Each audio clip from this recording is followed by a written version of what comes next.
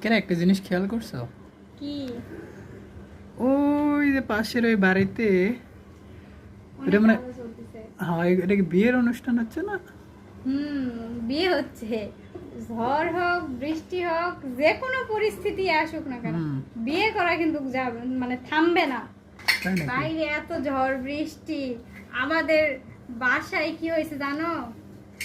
বৃষ্টির পানি ঘরে ঢুকে ঘর ডুবে গেছে, মানে ঘর ডুবে গেছে, মানে তিনটা রুম না, তিনটা রুমের মধ্যে একটা রুমে পানি উঠছে, আর এখানে মানুষ বিয়ে করতেছে। তাই নাকি? হুম। এই রুমে পানি? এই, আরে না, এটা তো আমাদের ফ্ল্যাট, এটা তো আমাদের ফ্ল্যাট বাসা। আচ্ছা তো কোন জায়গায়? আমাদের গ্রামের কথা ও বলি। আচ্ছা আল্লাহ রে, আচ্ছা। তুমি এটাও বুঝো না?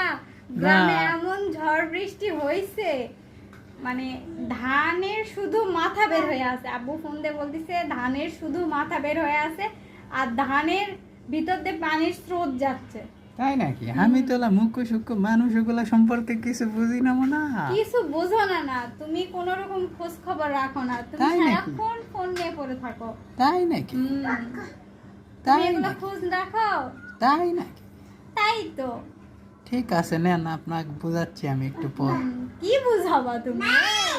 চাপ।